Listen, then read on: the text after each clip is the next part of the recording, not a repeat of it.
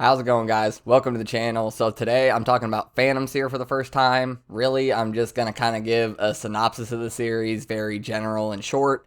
Then I'm kind of going to go over chapter 1 a little bit, and then after that, I'm just going to gush on the series and stuff that I thought was fun and enjoyable. So to start off the series and just give you guys a little idea of what it's about, we have two main characters, a girl named Riku that can sense danger, and a guy named Yori who's a shaman who deals with phantoms and exorcising them and protecting people from them. And Yori tells Riku that she's being haunted by a phantom, and after going to look into the phantom, they both end up being joined together, not physically, but as a team, and have to go on adventures and deal with phantoms going forth. That's basically what it's about. That's the short, simple, easy to understand. It's better than what you're going to get on Viz Manga.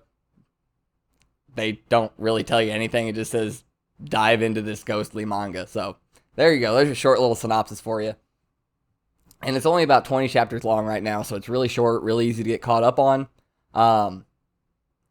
Yeah, really. Other than that, that's about all you really need to know for that. For chapter 1, it really just starts off with Riku helping a little boy, telling us that she's always wanted to help people. Her dad is a cop and her mom's a nurse, so it just runs in her family, and that's something she's wanted to do for her entire life.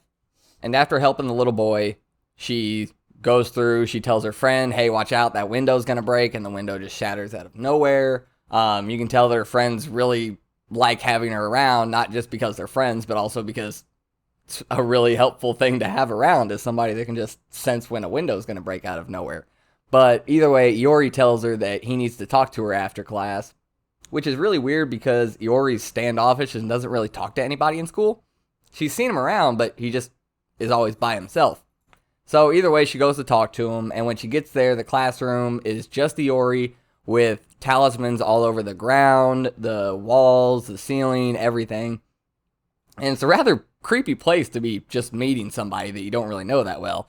And it's funny because Iori kind of calls her out on that. Do you just do what strange random people tell you to do? Why are you even here? And you can tell over the chapter specifically that he doesn't want to be doing any of this. He finds this all to be a pain. But either way, he ends up taking a picture of her with his special shaman phone, I guess.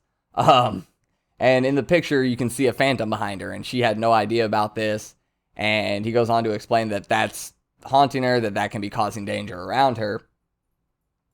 So his big sister calls them. And I was going to put big sister Yori in the thumbnail. Not going to do that. Just going to let you guys see Big Sister on your own. She's a badass.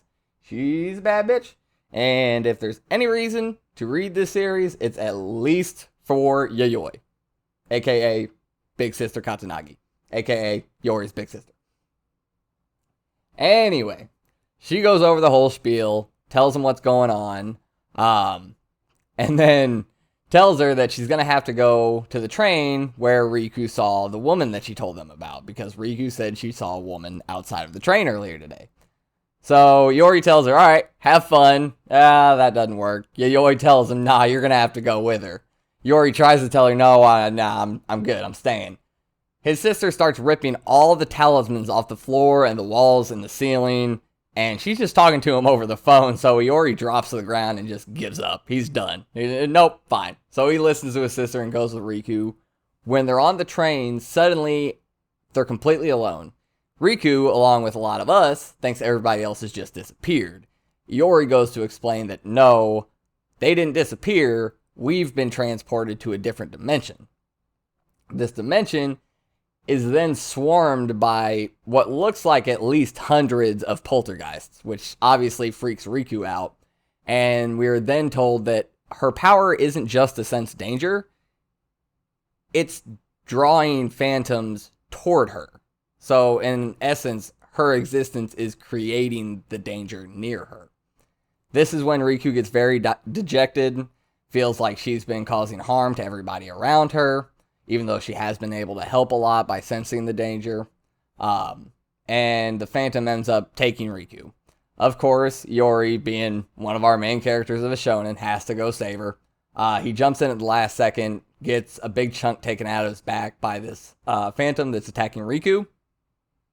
That's when we finally get to see his ability to manipulate shadows, and he can stitch up the wound on his back with his shadows, allowing him to fight longer and not feel the pain as much. I assume that's kind of what it does. But then he brings out, and I'm going to give you a second to go read this before I talk about this if you have not seen this yet. Alright, good. Okay.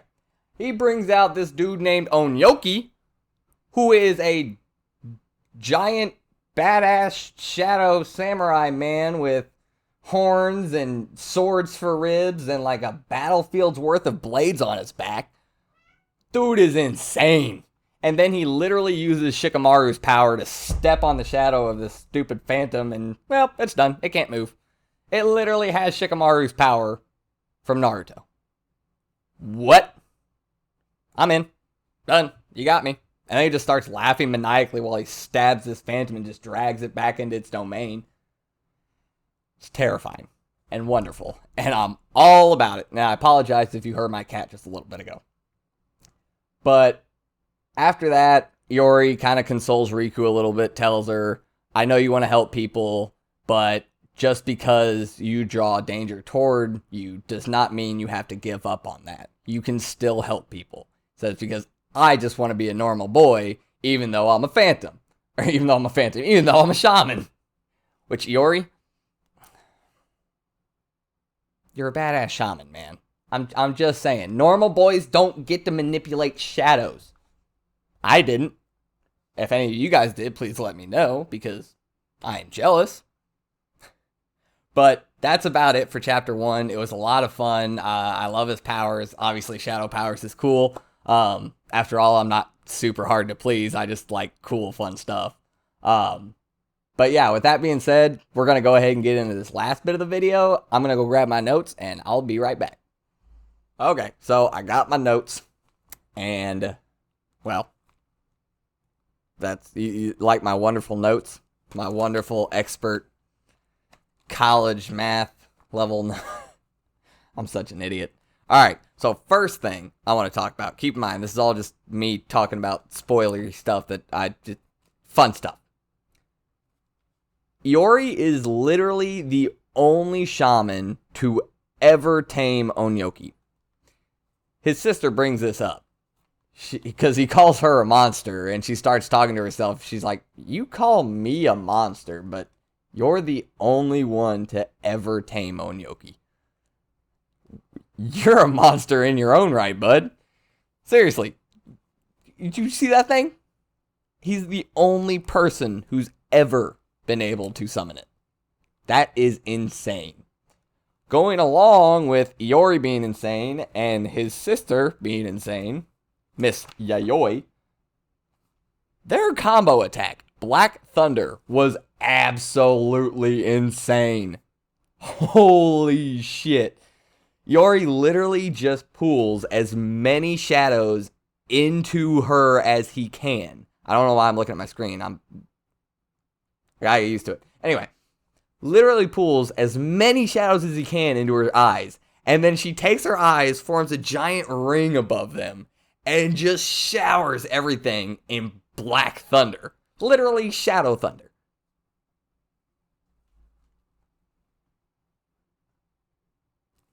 It's dope.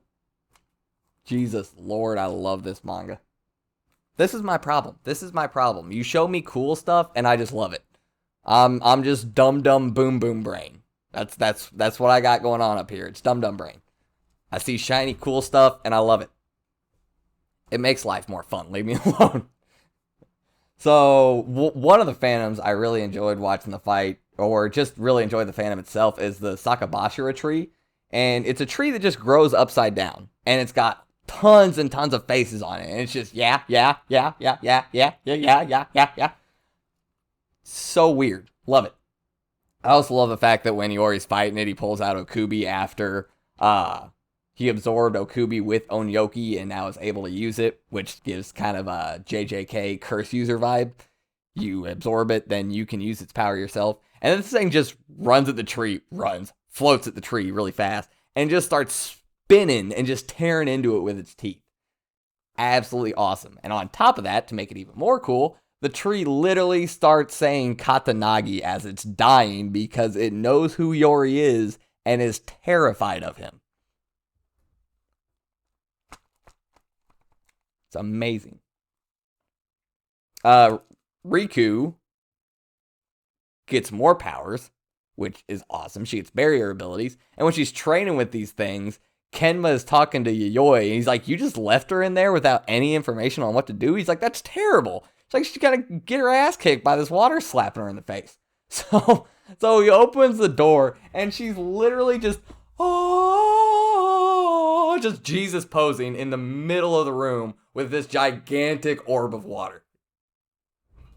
At the beginning of this series, I did not expect Riku to be, like, a badass. Riku's kind of a badass. Like, I was really expecting this to be like I can sense, hey, the danger's coming. Yori, get it. Back up. Nope. She ain't hopping out of that fight. She got this shit. When they fought the Mirror Phantom, Kenma, Yori, and Riku, they all fought the Mirror Phantom. I loved how they did it to where marking the mirror with a marker would anger the spirit because it feels like it's a god of its own mirror world. So you marking its mirror world is offensive to it. So a little boy marked on it with a marker and got sucked in. Yori notices the little marker mark. I didn't want to say marker mark because that just sounded dumb. That's what it is. It's a mark made by a marker. I think that's probably why they called it a marker. And Yori's like, I'll be back. Just comes over my gets sucked in.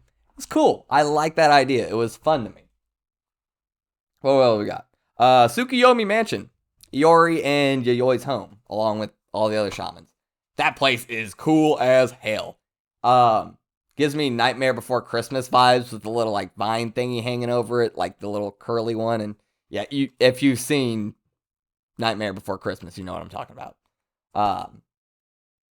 But yeah, that's cool as hell. And they have a Sakabashira tree as their caretaker. Like, he's the front desk receptionist, the caretaker. Like, it's cool. But he's all, like, smiling and happy. He's not, like, one of the annoying ones.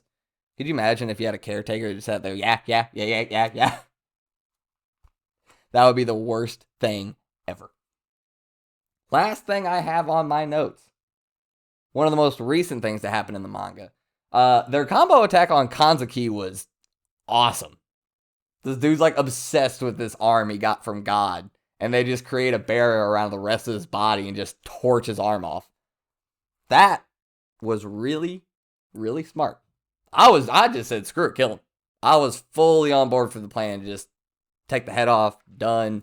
Get this guy out of here. We don't need him. That was really smart and also pretty badass. If you haven't seen the panel with him, just like he's pushing off against the barrier, trying to get out of it. And it's literally just an arm and one leg is like stuck through it. Awesome ass attack. Really creative. That's something I've enjoyed so far is I'm not going to go and say, this is the most creative manga ever. I'm not an analytical person. I very much doubt it is. In fact, I can pretty much say 100% it's not the most creative manga ever. But neat little things like the marker trick and that combo attack with the barrier to keep him alive, but disable that arm, which was the entire reason he was a threat in the first place. I enjoy stuff like that. Little different things that dum-dums like me can't think of. So yeah, I'm easy to impress. What do you want? I already explained that. But yeah, that's pretty much the end of my terrible, awful notes and me splurging about this series being an idiot. So now that I'm done with this part, I can finally get this video to you guys. And I hope you guys enjoy it. And if you did, go ahead and like, subscribe. I'm going to start reviewing Phantom Seer. I'm going to keep making videos on it. I'd love to make some theory videos. Well, more discussion videos than theory videos, but stupid theories will make their way in there from my head canon and my stupid head going wild with all kinds of stuff. So I hope you guys enjoy those. And with that being said, I'm going to get out of here, and I'll see you guys next time.